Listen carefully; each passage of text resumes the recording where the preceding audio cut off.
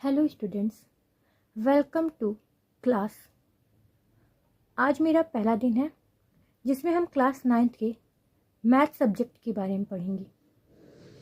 चलिए स्टार्ट करते हैं पहले चैप्टर से, जिसका नाम है संख्या पद्धति। संख्या पद्धति में हम जानेंगे संख्याओं के कितने प्रकार हैं, इनकी कुछ परिभाषाएं तथा इन्हें किसे से प्रदर्शित करते हैं और इनके कुछ उदाहरणों के बारे में भी समझेंगे। संख्या के प्रकार। संख्या में सर्वप्रथम आता है प्राकृतिक संख्या। प्राकृतिक संख्या को नेचुरल नंबर भी कहते हैं।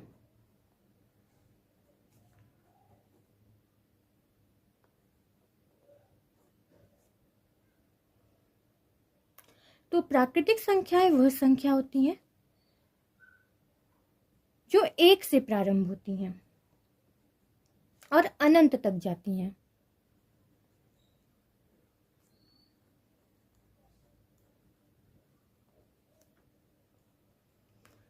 जिसे हम गिन सकते हैं उसे भी हम प्राकृतिक संख्या ही कहेंगे। इसे कई तरीके से परिभाषित किया जा सकता है।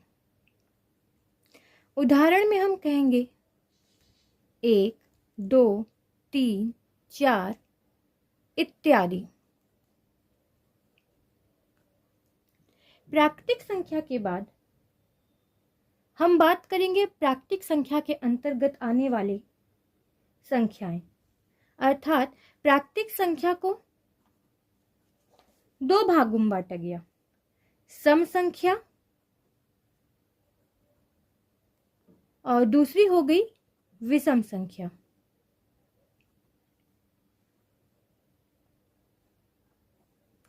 तो सम संख्या क्या होती है और विषम संख्या क्या होती है, इस बारे में हम जानेंगे।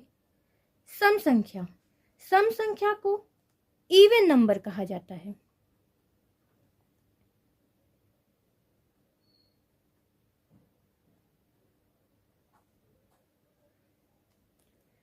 जो प्राकृतिक संख्याएं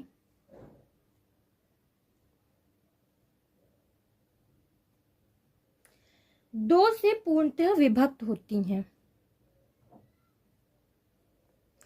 2 से पूर्णतः विभक्त होती हैं, यानी हम जिन्हें 2 से काट सकते हैं,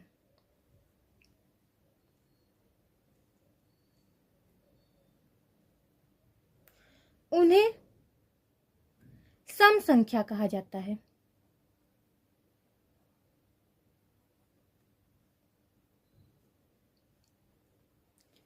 सम संख्या के उदाहरण हैं 2, 4।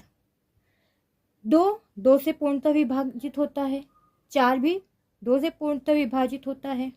अगर हम कहें 32, तो 32 भी 2 से पूर्णतः विभाजित हो सकती है, यानी कट सकती है, तो यह भी हमारी सम संख्या के अंतर्गत आएगी। सम संख्या के बाद हम बात करेंगे विषम संख्या की। विषम संख्या को ऑड नंबर कहा जाता है।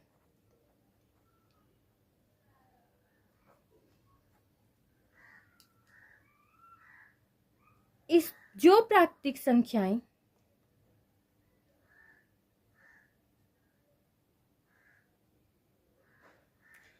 दो से पूर्णतः विभक्त नहीं होती है, 2 से पूर्णतः विभक्त नहीं होती, यानी अगर हम उसे 2 से काटते हैं तो वो कटती नहीं है, उसे विषम संख्या कहते हैं।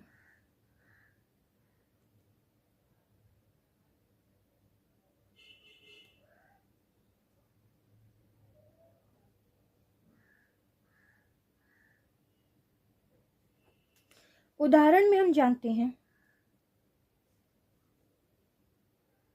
23।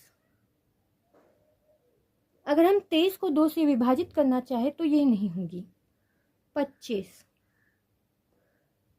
57 इत्यादि।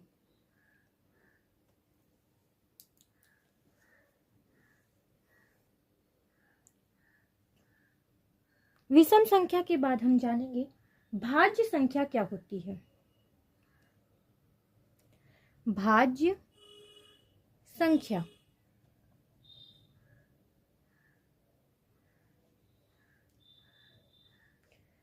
भाज्य संख्या को कंपोजिट नंबर कहा जाता है। कंपोजिट नंबर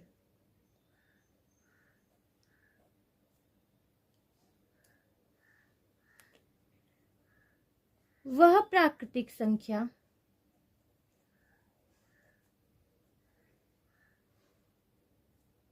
जिसके 2 से अधिक गुणनखंड होते हैं।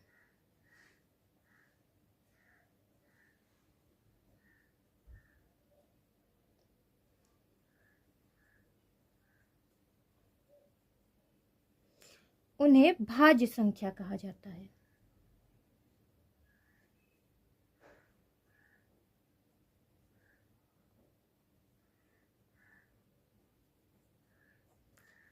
उदाहरण के तौर पर हम कह सकते हैं 24। 24 के गुणनखंड हैं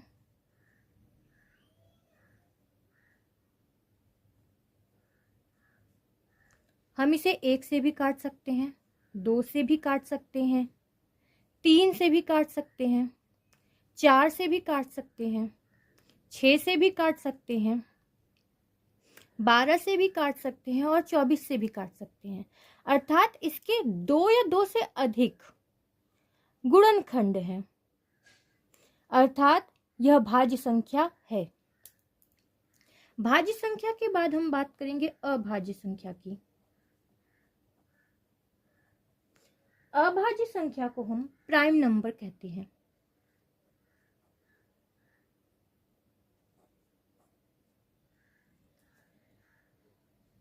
ऐसे प्राकृतिक संख्या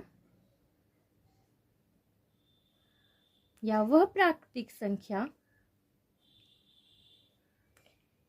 जिसके 2 तथा केवल 2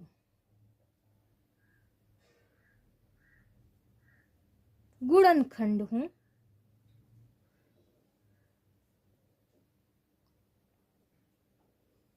उसे अभाज्य संख्या कहते हैं। अभाज्य संख्या को ऐसे भी समझ सकते हैं कि वह संख्या जो खुद से कटे या सिर्फ 1 से कटे, उसे अभाज्य संख्या कहेंगे। उदाहरण में हम जानेंगे 23। 23 के 2 गुणनखंड हैं, 1 तथा 23, अर्थात 23 सिर्फ 1 से विभाजित हो सकता है या 23 से विभाजित हो सकता है। इसी प्रकार से 17 के कितने गुणनखंड होते हैं? 17 के भी सिर्फ 2 ही गुणनखंड होते हैं। 17 1 से कटता है या 17 से, इन्हें किसी और संख्याओं से काटा नहीं जा सकता, अर्थात वह अभाज्य संख्या होंगी। हमने प्राकृतिक संख्या के बारे में जाना। प्राकृतिक संख्या के अंतर्गत आने वाली सम संख्या, विषम संख्या, भाज्य संख्या और अभाज्य संख्या के बारे में जाना। अब हम जानते हैं कि पूर्ण संख्या क्या है। पूर्ण संख्या को कहते हैं होल नंबर।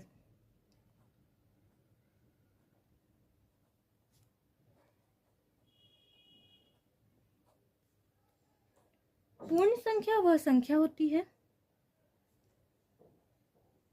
वह संख्या जो 0 से यानी 0 से प्रारंभ होती है, 0 से स्टार्ट होती है।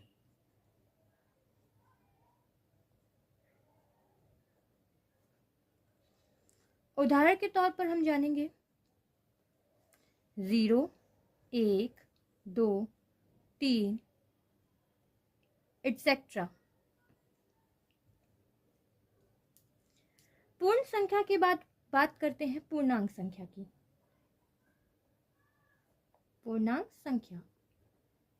पूर्णांक संख्या को कहा जाता है इंटीजर नंबर। पूर्णांक ऐसी संख्याएं होती हैं जिसमें शून्य भी होता है, धनात्मक संख्याएं भी होती हैं और ऋणात्मक संख्याएं भी होती हैं। तो पूर्णांक के बारे में हम कह सकते हैं वह संख्या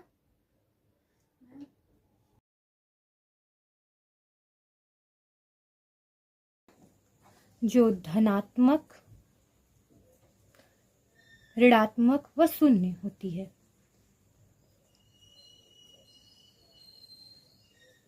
वह शून्य होती है, जैसे नेगेटिव, पॉजिटिव एंड जीरो।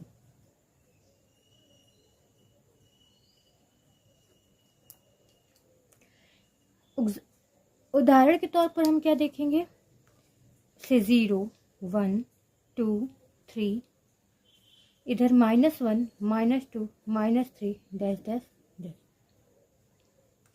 पूर्णांक संख्या के बाद हम बात करेंगे परिमेय संख्या की। परिमेय संख्या, इसे हम रेशनल नंबर से भी जानते हैं। रेशनल नंबर संख्या होती है जो p/q के रूप में लिखी जाती हैं। वह संख्या जो p/q के रूप में होती है, p/q के रूप में होती है।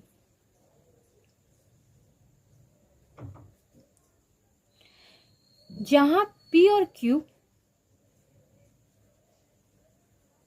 पूर्णांक होते हैं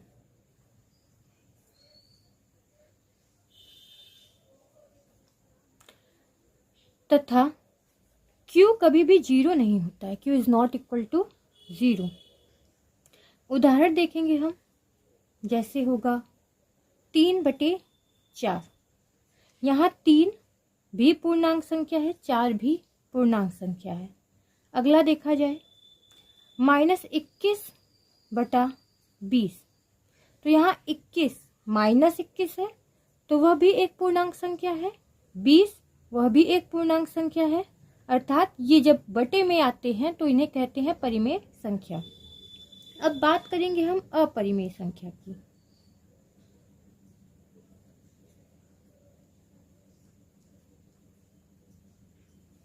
अपरिमेय संख्या किसे कहते हैं? सीधा सीधा अगर हम देखें तो परिमेय संख्या p/q के रूप में होता है और अपरिमेय संख्या जिसे p/q के रूप में नहीं लिखा जा सकता। तो हम कह सकते हैं वह संख्या जो परिमेय संख्या नहीं होती है,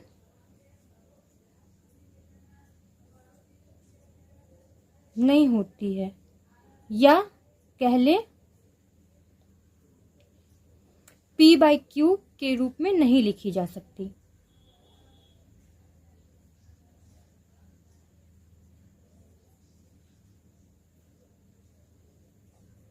अपरिमेय संख्या को इर्रेशनल नंबर कहते हैं, इर्रेशनल नंबर। अब अपरिमेय संख्या हम पहचानेंगे कैसे और अपरिमेय संख्या को हम लिखेंगे कैसे? तो उदाहरण में हम समझते हैं किस तरीके से अपरिमेय संख्या की पहचान होती है। यदि कोई संख्या करनी के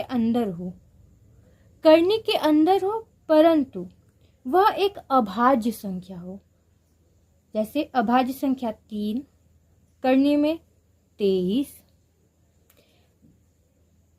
करनी में 29। ध्यान दीजिएगा, 3, 23 और 29 ये सब संख्याएं अभाज्य संख्या हैं और किसके अंतर्गत आ रही हैं? करनी के अंदर आ रही हैं। तो करनी के अंदर आने वाली अभाज्य संख्याएं अपरिमेय संख्या होती है।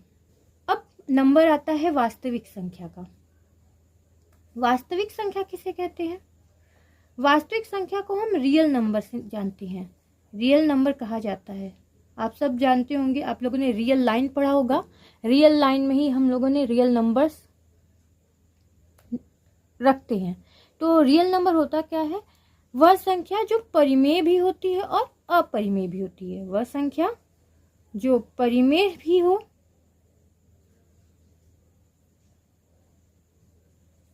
तथा अपरिमेय भी हो।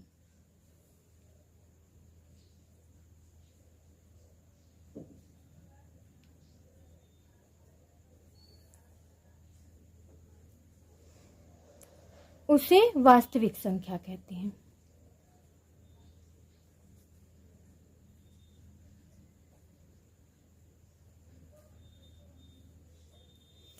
उदाहरण में हम कह सकते हैं, अगर कहीं दिख रहा हो p/q का रूप, यानी अगर लिखा हुआ है 3/5, तो ये भी वास्तविक संख्या कहलाएगी। कहीं करनी में 2 लिखा हो तो वो भी वास्तविक संख्या है। करनी में 23 लिखा हो, ये भी वास्तविक संख्या है। कहीं 7 लिखा है या -11 लिखा है, धनात्मक हो ऋणात्मक हो, ये सब वास्तविक संख्या के अंतर्गत आती हैं। चलिए आज के लिए इतना ही, मिलते हैं अगली क्लास में।